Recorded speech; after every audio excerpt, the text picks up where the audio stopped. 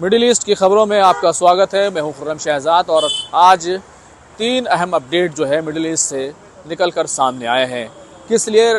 Donald Trump अमेरिकी राष्ट्रपति ने हमास को एक बार फिर से धमकी दी है कि वो सीज़ फायर समझौते पर जल्द से जल्द अमल करे वरना उस पर हमला कर दिया जाएगा। तो दूसरी तरफ जो मिस्र है उसकी एक टेक्निकल टीम को गाज़ा में एंट्री मिली है और यह एंट्री इजराइल की तरफ से दी गई है और ये एंट्री क्यों मिली इस पर भी बात करेंगे। और तीसरी जो सबसे बड़ी और अहम खबर है गाज़ा के पुनर्निर्माण को लेकर, उसकी तामीर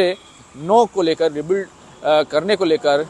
गाज़ा के मामले में 3 इस्लामिक देश सऊदी अरब, कतर, यूएई क्यों आमने सामने आ गए हैं। मैं हूं खुर्रम शहजाद और आप देख रहे हैं न्यूज़ 18 का डिजिटल प्लेटफॉर्म। सबसे पहले बात करते हैं कि सीज़ फायर को लेकर जिस तरीके से एक शर्त रखी गई थी कि हमास को न सिर्फ तमाम होस्टेजेस को लौटाना है बल्कि जो होस्टेजेस मारे गए हैं उनकी जो लाशें हैं, उनके जो कुछ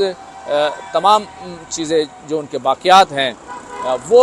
तमाम चीज़ों को भी लौटाना है। अब हमास पर ये आरोप लग रहा है कि हमास 10 से 12 लाशों को लौटा सकता है क्योंकि जो होस्टेज ज़िंदा थे उनको पहले ही वो लौटा चुका है, लेकिन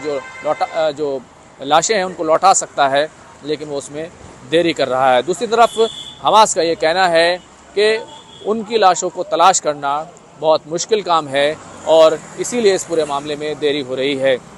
अब इस पूरे मामले को लेकर अमेरिकी प्रेसिडेंट डोनाल्ड ट्रंप की तरफ से एक बार फिर हमास को धमकी दी गई है कि हमास बहानेबाजी बंद करे और जल्द से जल्द 48 घंटों के अंदर वो लाशों को लौटाने का काम करे। इस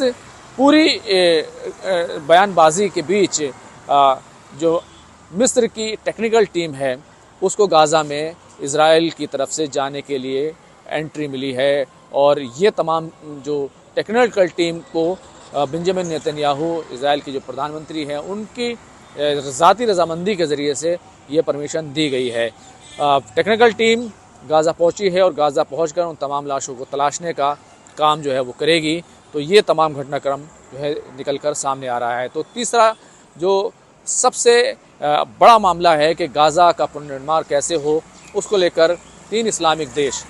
यूएई, सऊदी अरब और कतर ये आमने सामने हैं। कतर की तरफ से ये कहा जा रहा है कि गाज़ा में क्योंकि सीज़ फायर हो चुका है, अब तुरंत जो है वहाँ पर एड्स जो इमदादी राहत रसानी का जो काम है वो तुरंत जो है उसको शुरू किया जाना चाहिए और गाज़ा के पुनर्निर्माण यानी कि उसकी तामीर नौ का काम भी जो है तुरंत शुरू होना चाहिए। लेकिन इस पूरे मामले में इजराइल की जो पसंद है वो 2 देश हैं और वो 2 देश हैं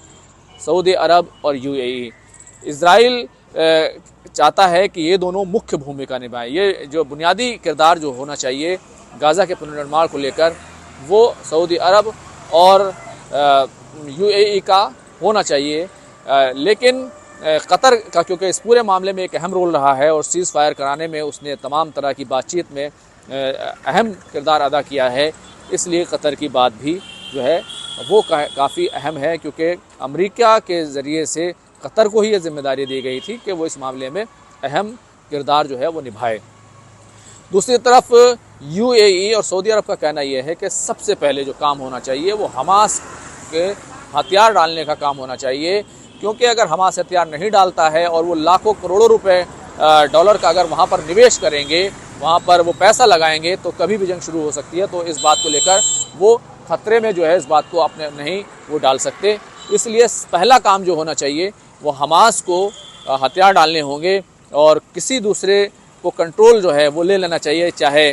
गाज़ा पट्टी में जो महमूद अब्बास हैं वो कंट्रोल संभालें या फिर किसी दूसरे ग्रुप को दिया जाए, ताकि जो लड़ाई और जंग की जो आशंका और अंदेशा है वो कम से कम जो है वो नहीं रहना चाहिए। हम अपने करोड़ों रुपए जो है वो गाज़ा में सिर्फ इसलिए नहीं लगा सकते क्योंकि वहाँ पर ख़तरा बना हुआ है और जब तक ये ख़तरा रहेगा तब तक हम ये काम नहीं करेंगे। इसके अलावा यूएई की तरफ से भी एक दूसरी बड़ी बात जो है वो ये कही गई है कि इंटरनेशनल सिक्योरिटी फोर्सेस जो हैं वो गाज़ा को कंट्रोल ले लें और उनको वहाँ पर लगा दिया जाना चाहिए। यूएई ने कहा है कि वो इसमें अहम भूमिका निभाने के लिए तैयार है। तो अगर इस पूरे मामले को देखें तो एक तरफ क्योंकि कतर के हमास के साथ काफ़ी करीबी रिश्ते रहे हैं तो कहीं ना कहीं कतर की एक बड़ी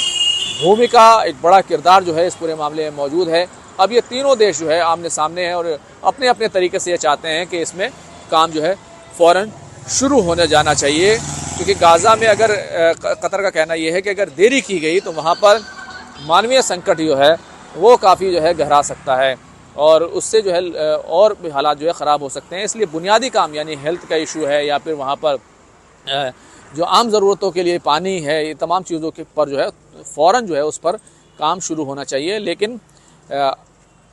जो इज़राइल की पसंद है वो UAE और सऊदी अरब हैं, लेकिन वो इस बात से इनकार कर रहे हैं जब तक हमास हथियार नहीं डालेगा तब तक वो आगे नहीं बढ़ेंगे। और ये शर्त आप जानते हैं कि ये शर्त इज़राइल की तरफ से लगाई गई थी और इज़राइल को ये बात पसंद है, इसलिए दोनों देश जो है वो इज़राइल की पसंद बने हुए हैं। हालांकि जब हमने आपको इससे पहले ही बताया था, इंटरनेशनल सिक्योरिटी फोर्सेस में जो वहाँ पर गाज़ा में जाकर कंट्रोल संभालेंगी और इज़राइल अपनी फ़ौजों को यानी IDF को पीछे ले लेगा, उसमें तुर्की का नाम था, इंडोनेशिया का नाम था, ब्रिटेन ने भी कहा था वो भी ऑफिसर्स भेजेगा और इस पूरे मामले की निगरानी वो कराएगा।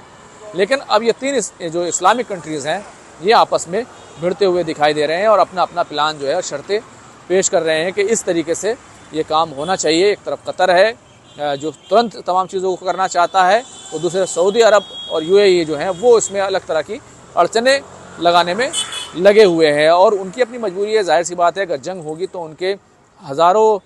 करोड़ों डॉलर जो है और उनका जो रियाल है, पैसा है, वो सब बर्बाद हो जाएगा, क्योंकि इज़राइल की तरफ से कभी भी ड्रोन हमले हो सकते हैं, कभी भी एयर स्ट्राइक हो सकती है, कभी भी जंग जो है वो शुरू हो सकती है। इसलिए अपना पैसा लगाने के लिए तैयार नहीं है। कुल मिलाकर अभी भी इस पूरे इलाके में जंग का एक ख़तरा बना हुआ है, क्योंकि हमास तमाम कोशिशों के बावजूद, तमाम चीज़ों के बावजूद अभी भी जो होस्टेजेस हैं, जो मारे गए थे, उनको कहाँ दफनाया गया, उनकी लाशें कहाँ हैं, अभी भी बहुत सारे लोगों की लाशें नहीं लौटा सका है। यही वजह है कि अभी भी इस सीज़ फायर को के टूटने का ख़तरा, अंदेशा बना हुआ है। हालांकि अमेरिका की पूरी कोशिश है कि वो इज़राइल को काबू में रखे। सबसे पहले मार्को रूबियो को भेजा गया था, उसके बाद जेरेड कुशनर वो इज़राइल में डेरा डाले हुए थे, फिर जेड वेंस जो अमेरिकी वाइस प्रेसिडेंट हैं वो इज़राइल के दौरे पर गए थे और इसी तरीके से स्टीव विटकॉफ वो भी लगातार इज़राइल के दौरे पर और इस पूरे इलाके में बने हुए हैं। तो कुल मिलाकर अमेरिका इस सीज़ फायर को हर मुमकिन तरीके से लागू कराने की कोशिश में लगा हुआ है, लेकिन कौन सी चीज़ कैसे हो, किन शर्तें पे हो, कब काम शुरू हो, कैसे तमाम चीज़ें हों, इन तमाम चीज़ों को लेकर कहीं ना कहीं दिक्कतें वो आ रही हैं। और यही वजह है कि अभी भी इस पूरे इलाके में, इस पूरे खत्ते में इज़राइल की तरफ से कभी भी एयर स्ट्राइक हो जाती है, कभी भी कोई हमला हो जाता है, कहीं बम फूट जाता है। बहरहाल अभी भी यहाँ पर जंग का ख़तरा बना हुआ है। आप इस पूरे मामले को लेकर क्या सोचते हैं कि डोनाल्ड ट्रंप की भूमिका कितनी अहम है और इज़राइल क्या वाकई फ़लस्तीन जैसे देश को, इंटरनेशनल सिक्योरिटी फोर्सेस को वो अपने यहाँ लाने के लिए, अपने इस इलाके में उनको तैनात कराने के लिए मान गया है? तो क्या वाकई वो इस पर अमल भी करेगा या फिर ऐसा कोई प्लान लेकर आएगा जैसा वो प्लान अपनी संसद में लेकर आया है कि वेस्ट बैंक के काफ़ी बड़े हिस्से को इज़राइल के अंदर उसका एक्सेशन कर लिया जाए, उसका विलय कर लिया जाए? तो एक बड़ा सवाल जो है वो ये है कि आप इस पूरे मामले को कैसे देखते हैं, इस पर कमेंट ज़रूर कर दीजिएगा। खुर्रम शहजाद, न्यूज़ 18 दिल्ली।